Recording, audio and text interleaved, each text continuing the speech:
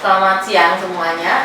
Sembari kita menunggu untuk podcast selanjutnya yang akan datang nanti. Di sini kita akan ngobrol-ngobrol santai aja terkait semakin tingginya korupsi di dana desa di kita saat ini. Gitu. Menurut Mas Hendro sendiri, bagaimana tanggapan Mas Hendro terkait makin tingginya angka korupsi yang ada di dana desa ini saat ini?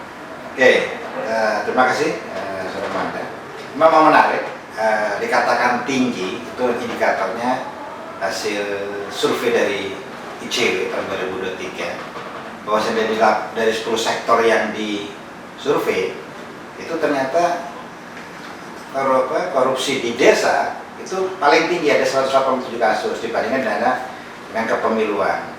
Nah, ini menarik sekali tren selama 8 tahun terakhir ini memang selalu meningkat signifikan tentang tingkat korupsi di pengelolaan dana desa. Kira-kira apa yang menyebabkan kemudian begitu signifikannya adanya korupsi di desa ini?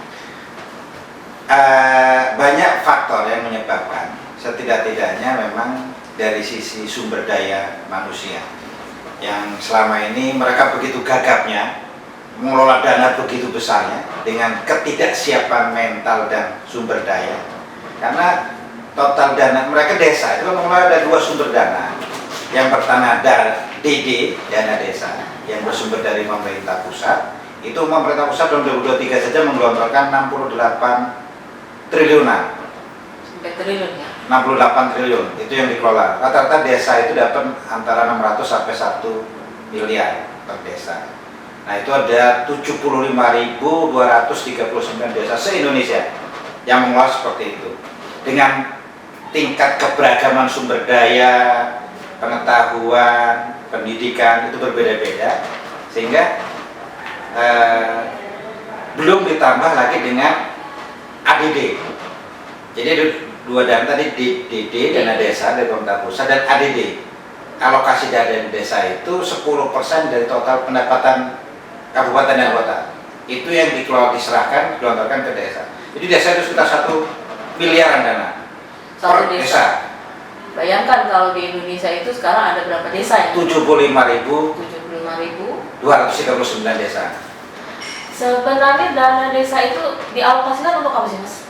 Sebenarnya ada berdasarkan undang-undang tentang desa itu sebenarnya untuk tata kelola pemerintahan, terus pemberdayaan masyarakat, pembangunan infrastruktur, terus satu lagi peningkatan layanan pada masyarakat. Peruntukan itu jelas, ada 4 peruntukan itu, sehingga lebih meningkatkan perekonomian, pelayanan, pengentasan kemiskinan. Dari 4 peruntukan itu sebenarnya sangat bagus. Cuma karena masalah mungkin ketidaksiapan sumber daya tadi, sumber daya manusianya, gagap mereka ya. Begitu gagap. Kalau dari kita perhatikan ada 187 kasus gitu. Itu kalau dilihat dari berapa banyaknya yang mereka korupsi, dalam artian satu desa itu kira-kira mereka menggunakan alokasi dana itu berapa persen yang benar-benar dialokasikan untuk pembangunan desa, untuk kesejahteraan desa, untuk pelayanan gitu. Itu kan kita bisa lihat tuh dari rata-rata dari korupsi itu ternyata setengahnya itu mereka korupsi atau nggak sama sekali malah untuk pembangunan desa. Tapi dengan kita mengulik sedikit ya dari presiden kita yang baru, bahwa ketika hampir 100 hari ini ternyata sudah 28 terkait korupsi yang diungkap gitu, dan ada meme-meme atau di TikTok, di media sosial itu kemudian banyak ramai-ramai itu kepala desa itu kemudian membangun jalan gitu ya. Kemudian mereka mungkin itu kekhawatiran mereka untuk takut nanti saya diperiksa gitu, bahwa ini ada bukti real nyatanya. Bagaimana menurut ini? Nah, sebenarnya itu jelas secara undang-undang dan Permendagri nomor 20 tahun 2018 tentang penggunaan dana desa itu sudah diatur proporsinya. Proporsi yang 30% maksimal untuk belanja pegawai, terus ada belanja barang dan jasa, belanja modal, dan belanja tak terduga. Proporsinya itu sudah jelas. minimal 40% dari total dana desa yang terima itu untuk pembangunan infrastruktur, untuk belanja modal.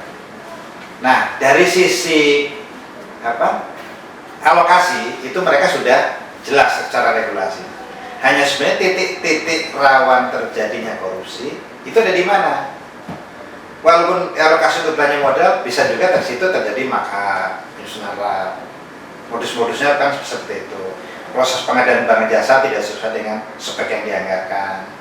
Terus terjadinya kolusi ketika proses pelaksanaan penunjukan pihak ketiga juga potensi itu terjadi. Jadi sebenarnya lebih kepada ada yang secara ketidakpahaman, ketidaktahuan dan proses pengelolaan dana desa, atau memang dia sudah mahir untuk daerah-daerah yang maju, mahir, tapi memang ada mens rea-nya itu muncul untuk melakukan fraud atau kecurangan korupsi itu tadi sebenarnya. Karena ada kesempatan itu tadi ya. Karena ada niat dan kesempatan. Dan begitu besarnya dana dalam satu desa itu hampir 1 miliar itu tadi. Rata-rata hampir 1 miliar.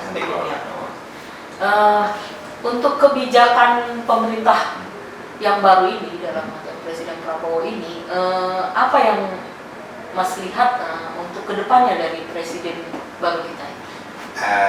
Presiden menyatakan itu akan melakukan evaluasi terhadap dana desa. Nah, ini yang belum bisa ditangkap oleh publik, mengevaluasi ini dalam artian apakah ini akan menghilangkan dana desa karena melihat beberapa potensi terjadinya korupsi yang begitu signifikan dan masyarakat level bawah itu menjadi korban-korban korupsi karena sistem, ya, bukan hanya karena sinten, tapi karena sistem. Sehingga apa keputusannya, apa kebijakannya, ini kita masih menunggu. Atau memang apakah akan melakukan pembenahan secara masif dan struktural terhadap proses pengelolaan. Dan di awal gebrakan ini sekarang Kementerian Dalam Negeri bekerjasama dengan Kemendes itu melakukan bimbingan teknis terhadap bagaimana tata kelola keuangan desa yang memagari supaya dalam pengelolaan dana desa itu para aparatur desa tidak terjebak dalam proses korupsi.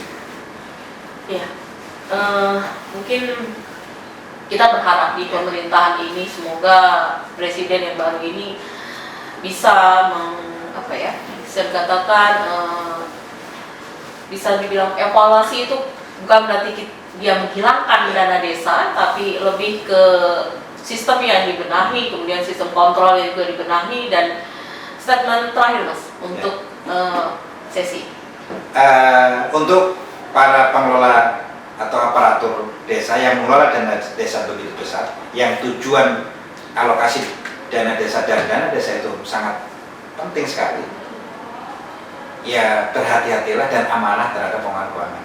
Karena banyak aparatur desa itu jangan sampai makan korupsi karena ketidaktahuan, tapi hukumlah para pengelola yang memang melakukan korupsi karena ada mens rea dan ada kesempatan. Tapi jangan sampai terbelenggu, terpenjara karena ketidaktahuan. Nah, kalau ketidaktahuan jelas caranya dikasih pelatihan-pelatihan. Tapi kalau sudah namanya niatnya untuk korupsi, ya waspada.